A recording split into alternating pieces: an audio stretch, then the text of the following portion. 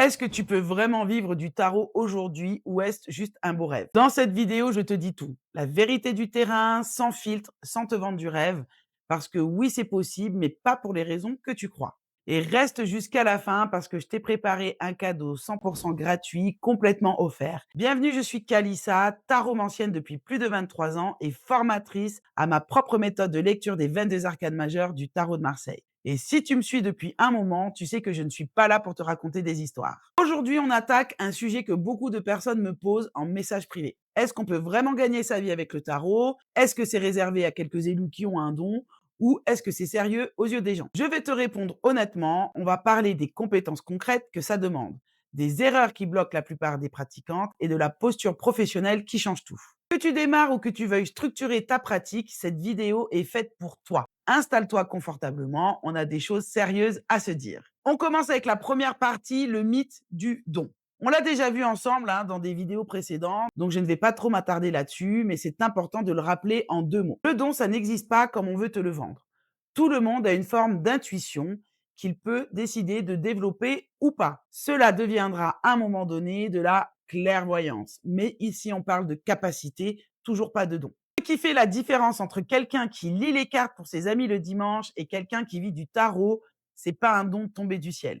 C'est du travail, de la pratique, c'est une posture et tout ça, ça s'apprend. Justement, on va parler des compétences nécessaires dans la partie 2. Alors, de quoi tu as vraiment besoin pour en faire un métier? La première compétence, et elle est logique, c'est savoir maîtriser le tarot, évidemment. Pas juste de connaître les significations par cœur, mais de savoir lire un tirage dans sa globalité, de sentir les dynamiques entre les cartes et d'être capable de faire de vraies prédictions factuelles sans avoir aucune information sur le consultant. Bref, faire de la vraie voyance bluffante. Ça vient avec de la pratique régulière, mais surtout une très bonne formation. La deuxième compétence, savoir mener une consultation de A à Z, c'est une compétence à part entière. Et ça, il ne s'agit pas d'avoir un don pour ça. C'est d'avoir quelque chose d'humain au fond de soi-même, d'avoir une conscience. C'est très important. Comment tu poses le cadre de ta consultation? Comment tu gères une personne qui n'est vraiment pas bien psychologiquement parlant, en toute bienveillance, mais sans complaisance. Parce que la complaisance, ce n'est pas aider le consultant. C'est un petit peu comme de la lâcheté qui est douce. Tes clients méritent mieux que ça. Mais la bienveillance, c'est vraiment l'aider et l'accompagner sur le chemin de son avenir. Savoir dire la vérité à mon client sans le mettre encore plus dans le mal qu'il ne l'est déjà. Alors concrètement, ça ressemble à quoi la bienveillance sans complaisance? Imagine quelqu'un qui te consulte en espérant que son ex revienne. La lune, l'ermite, la maison Dieu, on est clairement en train de te dire que cette personne ne reviendra pas. Ce cycle amoureux est complètement fermé. La réponse complaisante, ce serait de lui dire pour le moment, je ne vois pas forcément ce retour, mais peut-être qu'avec le temps et en soignant tes blessures du passé, ça pourrait le faire. Et là, en fait, tu fais une erreur très grave. Tu laisses ton consultant dans une phase de flou, dans une illusion, dans une dépendance et une attente affective catastrophique pour elle. Ce sera de ta faute. La réponse bienveillante est de lui dire que clairement, tu ne vois pas le retour de cette personne. La bienveillance est donc de lui faire comprendre clairement que cette personne ne reviendra pas dans sa vie et que son bonheur ne dépend pas que d'une seule et unique personne. Ce tirage la montre, elle, en train de se réconcilier avec ce passé qui est douloureux. Que vous savez que ce n'est pas ce qu'elle veut entendre, que c'est votre rôle à vous de l'accompagner dans ce qui doit être et pas dans ce qu'elle espère. Pas de jugement, pas d'émotionnel de votre part. Vous devez être strict et professionnel. Second exemple, une femme qui attend une opportunité professionnelle depuis des mois. Vous tombez sur le pendu et la roue de fortune en coupe. Les cartes montrent clairement que la promotion précise qu'elle attend ne se fera pas. La réponse complaisante voudrait qu'on lui dise que, il est possible avec le temps que cette promotion arrive. Mais la réponse d'un voyant bienveillant est de dire encore une fois la vérité. Non, elle n'aura pas cette promotion-là qu'elle est en train de viser. Il va falloir lui faire comprendre que si vraiment elle veut changer, elle est maître de son avenir et elle peut avoir d'autres visions, d'autres opportunités. Mais il va falloir qu'elle ouvre l'œil et qu'elle agisse en fonction pour ouvrir de nouvelles portes. Parce que oui, celle-ci, effectivement, elle est complètement fermée. Il y a aussi un troisième exemple, une cliente qui revient sans cesse par rapport à un partenaire toxique. Et là, vous voyez la carte du diable, la carte de la force, la carte de la lune.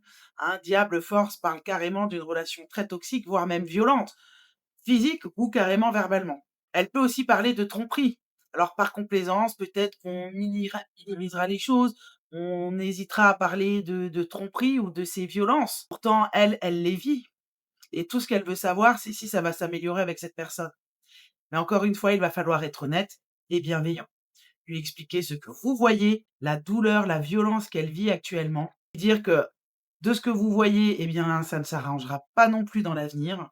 Et vous devez lui faire prendre conscience que c'est à elle de s'extirper de cette relation toxique, qu'elle ne doit pas être aveuglée par la possibilité que les choses s'arrangent. Elle doit être ancrée sur ce qu'elle vit sur le moment présent et agir pour aller vers un avenir amoureux meilleur. J'espère que vous avez bien compris la différence entre la complaisance, c'est-à-dire arranger un peu la vérité, et dire la vérité tout en accompagnant la personne.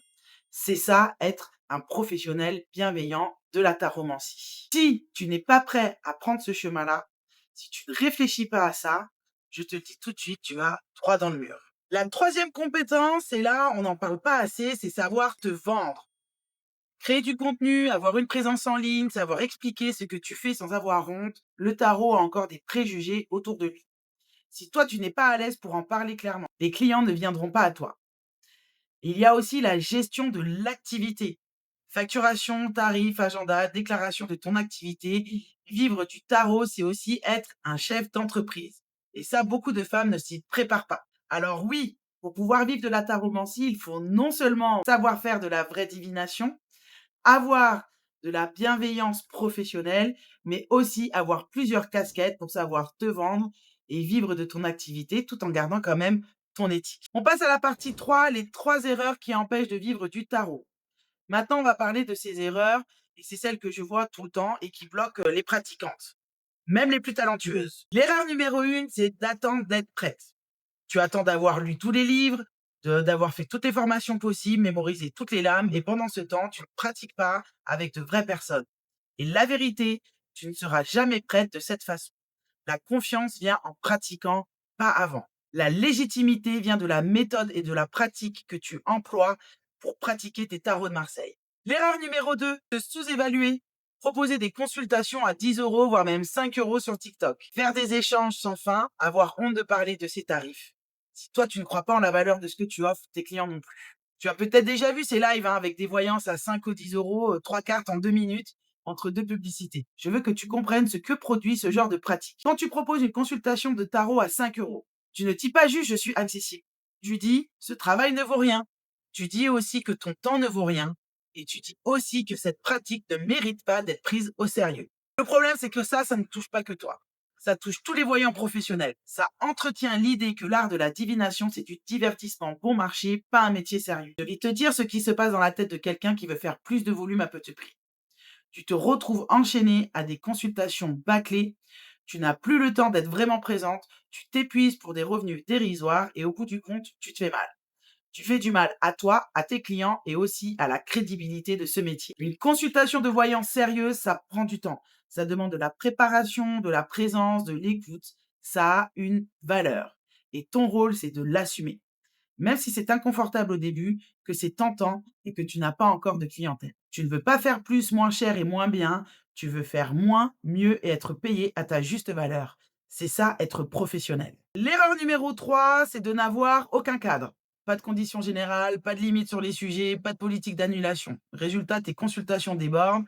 Les clients reviennent en urgence et souvent à des heures impossibles. Et toi, tu t'épuises. L'erreur numéro 4, isoler sa pratique du monde réel. Le tarot existe dans un contexte. Les gens ont des vraies questions, des vraies douleurs. Si tu lis les cartes dans une bulle sans jamais te former sur l'accompagnement humain, tu passes à côté de l'essentiel. Et c'est ça que j'apprends dans mes formations. La partie numéro 4, c'est l'éthique et la posture professionnelle. Et là, on arrive au cœur de ce qui fait une vraie professionnelle, l'éthique. L'éthique, c'est pas juste ne pas faire de mal. C'est savoir ce que tu fais et ce que tu ne fais pas. C'est être clair sur le cadre de tes consultations. Les cartes, ce n'est pas de la médecine, pas du conseil juridique. Ce n'est pas une promesse de résultat. Ta posture, c'est ce qui inspire confiance. C'est la façon dont tu parles de toi, dont tu te présentes, dont tu présentes ton travail, dont tu tiens tes engagements avec les clients. Une taromancienne professionnelle, c'est quelqu'un qui te dit « Je t'accompagne à y voir plus clair, je te dis ce que je vois sur ton avenir mais je ne prends aucune décision à ta place. Et bien sûr, ton avenir est en toi, rien n'est figé dans les prédictions. Cette nuance-là, elle est énorme. Et les clients qui viennent à toi pour les bonnes raisons, ils la ressentent. Travailler ton éthique, c'est aussi te protéger de toi. Des clients trop dépendants, des situations qui te dépassent, des demandes inappropriées. Quand tu as une posture claire, tu sais quoi faire. Alors, peut-on vraiment vivre de la voyance et du tarot aujourd'hui? Oui, absolument. Mais pas en espérant avoir le don. En construisant une vraie pratique avec des compétences solides, une posture professionnelle et une éthique irréprochable. C'est un métier comme un autre qui demande du sérieux, de la régularité et une vraie réflexion sur ce que tu veux offrir au monde. Si tu veux commencer par poser des bases solides sur toi-même avant même de parler de clients, j'ai créé une formation qui s'appelle le tirage conseil. Et aujourd'hui, je te l'offre. Commente juste, je veux mieux me connaître en commentaire, parce que lire le tarot, c'est d'abord apprendre à se lire soi-même.